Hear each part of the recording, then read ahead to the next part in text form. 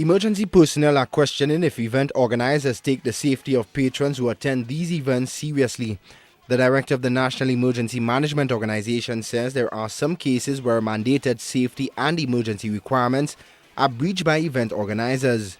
Don Fern says organizers can be held liable if someone is injured at an event where safety or emergency arrangements were not made.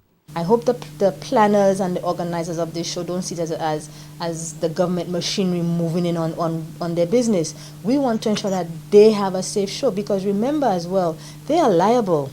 Apart from the fact that the agencies are trying to enforce the laws of the land, something were to happen during that show, they are liable for whatever happens.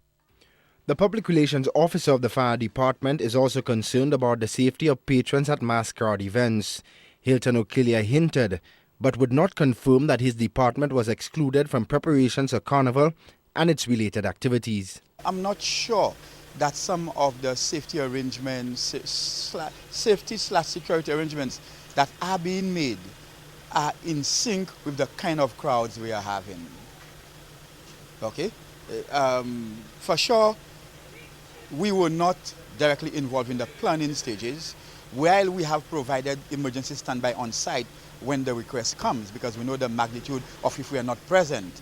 The whole configuration may need to be looked at more in depth from a mass crowd protocol. The NEMO director insists organizers and promoters must include emergency officials in their preparations. Dawn Frantz is also commenting on the just concluded Power Monarch finals.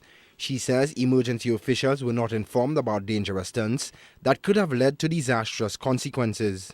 If, for example, God forbid, that crane that was carrying Superman at the Power Soca finals had tipped over and fallen, where were the emergency services? Everybody would be on the TV complaining how long it would have taken them to get there.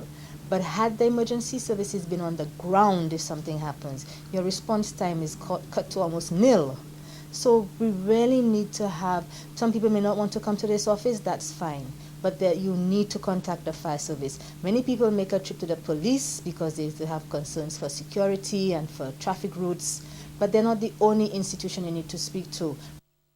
Emergency personnel say when event organizers publish advertisements for the sale of tickets, they are in fact assuming responsibility for the safety of people who attend the events.